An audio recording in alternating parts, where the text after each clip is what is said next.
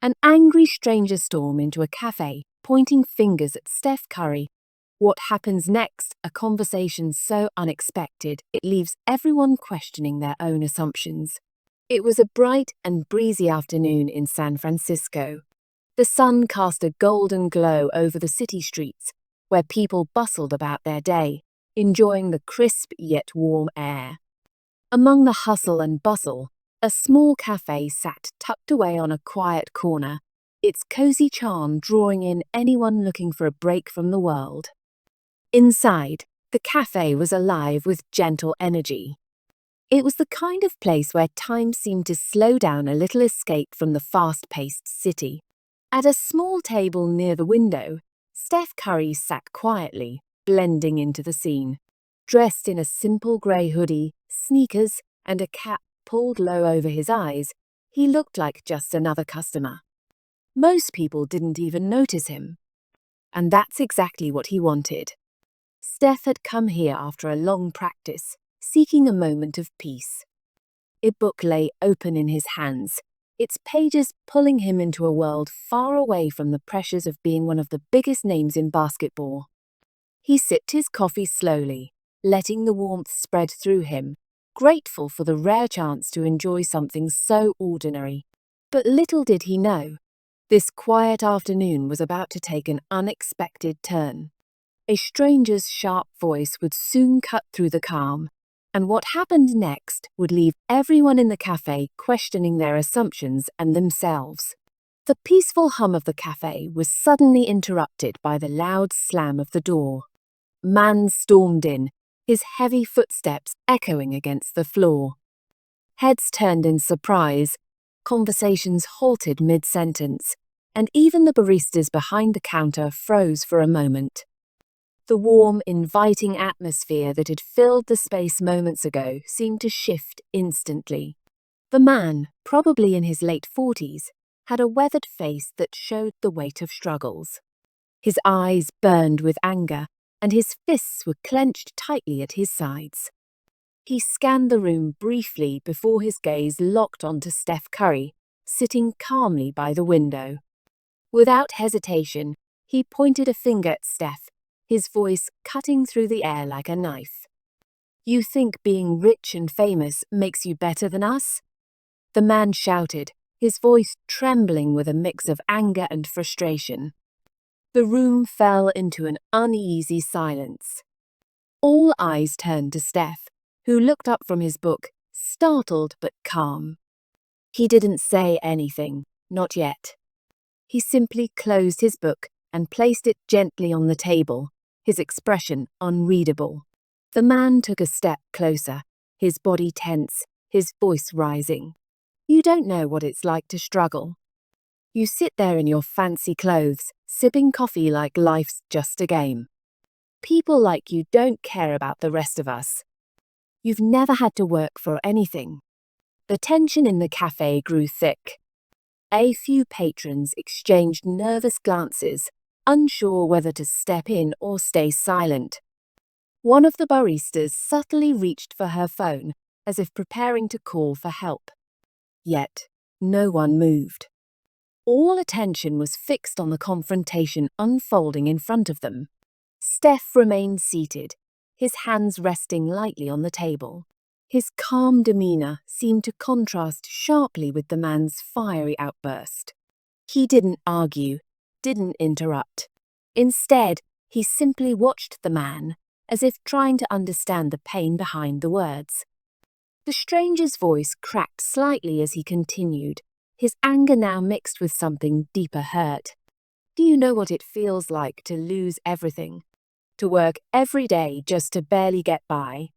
While you," he motioned angrily towards Steph, "you get to live in luxury without a single worry." The cafe was so quiet now that the faint hum of the espresso machine felt loud. Steph took a slow breath, his gaze steady and kind. He could see the pain behind the man's anger, the frustration of a life that hadn't gone the way he hoped. Steph wasn't just facing hostility, he was facing a man whose struggles had left him broken. The room seemed to hold its breath, waiting to see how Steph would respond. Would he defend himself? Would he argue? Or would he simply walk away? What happened next would not only change the mood in the cafe, but also leave everyone questioning their own assumptions. The cafe was so quiet now, you could hear the faint clink of a spoon against a cup somewhere in the corner. All eyes were on Steph Curry. The man's words hung heavy in the air, his anger like a storm that had swept into the cozy space. Most people in the room expected Steph to react with defensiveness, maybe even anger. After all, he'd just been accused in front of a room full of strangers. But Steph didn't react the way anyone thought he would. Slowly, Steph placed his coffee cup down on the table, the simple action seeming to ease the tension in the air just slightly. He took a deep breath, stood up, and turned to face the man. His tall, lean frame was calm and relaxed, his expression composed but not cold. For a moment, he looked directly into the man's eyes, not with judgment, but with a quiet understanding. There was no flash of anger, no hint of defensiveness, just a sense of someone who genuinely wanted to understand. "I'd like to hear what's on your mind," Steph said, his voice steady and warm. "Would you like to sit and talk?" The man froze, caught off guard. His fiery expression flickered with hesitation, as if he wasn't sure how to process the unexpected offer.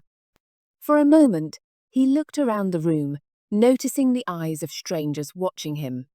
Then he looked back at Steph, still standing there, calm and open. "Talk," the man repeated, his tone softer now, but still skeptical. "What could you possibly want to hear from me?" Steph didn't flinch. He gestured to the empty chair across from his table. "I don't know your story," he said, "but I'd like to. Sometimes it helps to talk." The man hesitated, his body still tense. He looked at Steph for what felt like an eternity, trying to decide if he should walk away or take the seat. Finally, with a sharp breath, he grabbed the back of the chair and pulled it out. The scrape of wood against the floor was loud in the silence of the cafe. He sat down, his posture defensive, his arms crossed tightly. "Fine," he muttered, his tone still rough. "You want to hear my story? Let's see if you can handle it." Steph nodded, lowering himself back into his chair. "I'm listening," he said quietly. And so, the conversation began. The man leaned back in his chair, his arms crossed tightly over his chest. His face was a mix of anger and frustration, but there was something deeper in his eyes, pain, exhaustion, and a hint of defeat. For a moment, he sat in silence, as if deciding whether to speak. Then, with a deep breath, he began. "You know, I didn't always feel this way," he started, his voice trembling slightly. "I used to have a good life. I worked hard, took care of my family, did everything I was supposed to do. But life has a way of tearing you down when you least expect it." He paused, his hands gripping the edge of the table. "I worked at a factory for 15 years. It wasn't glamorous, but it was honest work. Then, one day, they shut it down. Just like that gone. Hundreds of us left with nothing but a pat on the back and empty promises that never came true." The cafe was silent. Even the baristas had stopped moving, their attention drawn to the raw emotion in the man's voice. "I tried to hold it together," he continued, his tone growing more intense. "I worked odd jobs, anything to keep food on the table. But when you're scraping by, it doesn't take much to break you. My wife, she couldn't handle it. She left, took the kids with her. And I can't even blame her. Who wants to live like this?" His voice cracked, and he quickly looked away, his fingers tracing the grain of the table to steady himself. "Do you know what it feels like to walk into a room and know people are judging you? Thinking you're a failure, that you're nothing? That's my life, every single day." The weight of his words hung in the air. Some patrons glanced at each other, their expressions softening as they absorbed his story. Steph, however, didn't move. He sat still, his hands resting lightly on the table, his eyes fixed on the man, listening intently. When the man finished, he exhaled sharply, as if he had just let go of something heavy. He looked at Steph, his eyes searching for a reaction. "And then I see someone like you," he said bitterly. "Rich, famous, living the dream. It's like a slap in the face." Steph nodded slowly, taking a moment before speaking. His voice, when it came, was calm but filled with empathy. "I've never lived your life," he began, "and I won't pretend to understand your pain. What you've been through is unimaginable." The man's expression softened slightly, caught off guard by Steph's sincerity. "But," Steph continued, "I've faced challenges too. People see me as a basketball player, but they don't see the sacrifices, the failures, or the weight of expectations. They don't see the injuries that made me wonder if I'd ever play again, the nights I doubted myself, or the pressure of being a role model." He paused, his voice steady but emotional. "Pain is pain. It looks different for everyone, but it's real. And I think it's what connects us." The man stared at Steph, his hardened exterior cracking. For the first time, he seemed to really see the person sitting across from him. The tension in the room shifted. It wasn't gone, but it wasn't as heavy. And in that moment, something changed. The man sat back in his chair, his eyes fixed on Steph. The anger that had fueled his words moments ago seemed to simmer down, replaced by something harder to define: confusion, perhaps even disbelief. For the first time since the confrontation began, he seemed to really study Steph, as if seeing him in a new light. Steph hadn't argued, hadn't raised his voice. He had simply listened. And now, the man was starting to realize that this wasn't what he had expected. His shoulders, once tight with tension, began to relax, and his clenched fists loosened slightly. The cafe, which had been silent and tense, started to shift as well. Patrons who had been gripping their cups tightly now exchanged quiet glances, their expressions softer. The barista behind the counter, who had been anxiously hovering near the phone, let her hand drop back to her side. The tension in the air was lifting, bit by bit. The man broke the silence first, his voice quieter now. "You know," he began, "I came in here mad. Mad at the world, mad at people like you, people I thought had everything handed to them." Steph didn't interrupt. He simply nodded, his gaze steady and patient. The man sighed, running a hand through his hair. "But maybe I was wrong about you. You didn't dismiss me. You didn't tell me to get lost or act like I was beneath you. You sat there and listened like you actually cared." Steph leaned forward slightly, resting his forearms on the table. "That's because I do care," he said gently. "Your story matters. Your pain matters. I think we're all so quick to judge each other, but we never stop to ask what's really going on. I just wanted to understand." The man's eyes glistened as he looked down at the table, tracing its edges with his fingers. "I judged you before knowing anything about you," he admitted, his voice heavy with regret. "That was wrong." Steph shook his head slightly. "It's human," he replied. "We've all done it at some point. What matters is that we're having this conversation now. It takes courage to open up, and I respect that." The man blinked, his tough exterior cracking even more. He looked around the cafe, noticing for the first time the faces of the strangers who had been watching. They weren't staring with judgment anymore. Some nodded subtly, others offered faint smiles. The atmosphere felt lighter. "I guess I've been carrying this anger for too long," the man said, his voice barely above a whisper. blaming people I don't even know for things that aren't their fault. Steph reached across the table, placing his hand palm up, an unspoken offer of connection. The man hesitated for a moment, then reached out and clasped Steph's hand firmly. "Thank you," he said, his voice thick with emotion, "for listening." The cafe, once tense and on edge, now felt warm again. Conversations began to resume, but the energy in the room was different, softer, more compassionate. Steph smiled, the sincerity in his expression unmistakable. "Sometimes that's all we need," he said. "Someone to listen." And in that small cafe on a sunny afternoon, a stranger's anger had turned into something no one expected understanding. The cafe felt different now. The heavy tension that had filled the air earlier was gone, replaced by a calm that felt almost healing. The man who had stormed in with anger and frustration now sat quietly, his face softer, his eyes downcast as if reflecting on his own words. Steph looked at him with a gentle smile, the kind that wasn't forced but genuine, full of understanding. He extended his hand across the table, his palm open, a simple yet powerful gesture. "Thank you for sharing your story," Steph said, his voice steady but warm.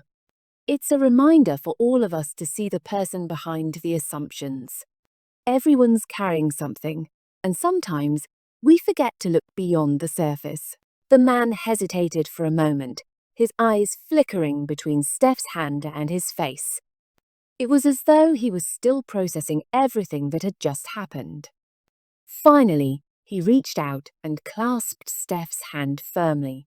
His grip was strong, but it wasn't confrontational anymore. It was a gesture of respect, even gratitude. "I'm sorry," the man said, his voice thick with emotion. "I judged you without knowing anything about you. That wasn't fair." Steph shook his head slightly. "We've all been there," he replied. "What matters is what we do next." The man nodded, his expression a mix of relief and humility. As he let go of Steph's hand, he looked around the cafe, meeting the eyes of a few other patrons.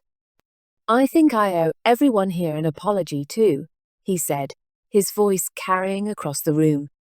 "I let my anger get the best of me, and for that, I'm sorry."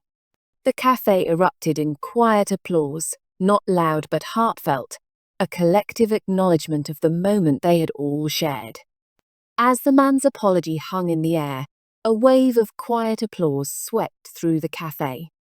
It wasn't loud or forced, but sincere, a collective acknowledgement of the moment everyone had just witnessed. People smiled softly, exchanging glances that seemed to say, this was something special. Steph Curry, still seated, smiled at the man across from him, a warmth in his eyes that made it clear he wasn't just accepting the apology, he respected the man's courage to own his actions. "Thank you," Steph said gently, standing up and extending his hand one last time.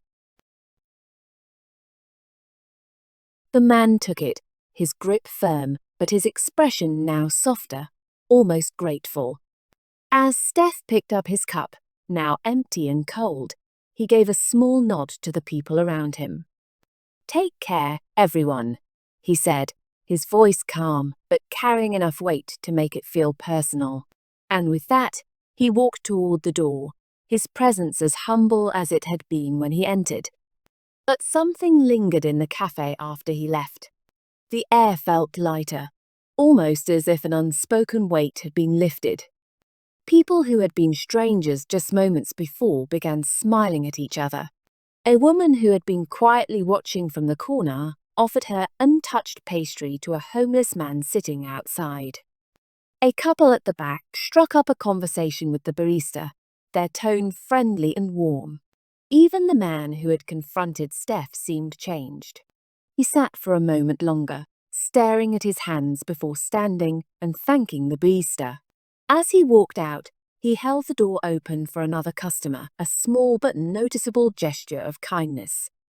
In that little cafe, What had started as a moment of anger had transformed into something bigger, a reminder that empathy, even in the smallest acts, has the power to bring people together. Steph Curry stepped out of the cafe, the afternoon sun warm against his face. The quiet hum of the city filled the air again, but his mind lingered on what had just happened. The confrontation, the conversation, the transformation, it had been unexpected, yet deeply meaningful. As he walked down the street, the world around him seemed more vivid. The sound of laughter from a nearby park, the sight of an elderly couple holding hands, and even the rhythmic tapping of a street performer drumming on buckets, all of it felt connected in a way he hadn't noticed before. Steph thought about the man in the cafe, how anger had masked his pain, and how something as simple as listening had turned things around. It hadn't been easy. Empathy rarely is, but it had made a difference. A small act, yes, but one with a ripple effect that had changed not just the man, but everyone in that little cafe. He smiled to himself, the memory of the quiet applause and the man's heartfelt apology replaying in his mind. What if we all took a little more time to listen? He thought. What if we saw people for who they are, not who we assume them to be? Steph paused at the corner of the street, watching as a teenager helped an older man carry groceries across the road. It was a small gesture, but it carried the same message. Kindness can be simple, yet powerful. Turning toward the camera, Steph offered a thoughtful smile. Everyone has a story, he said, his voice steady and warm. If we take the time to listen, we might find we're not so different after all. With that, he turned and walked away, the sun casting a golden glow on the street behind him, leaving the audience with a moment to reflect on their own stories and the power of empathy. If this story inspired or intrigued you, don't forget to like, comment, and subscribe for more powerful stories like this. Let's share empathy, one story at a time. An angry stranger story.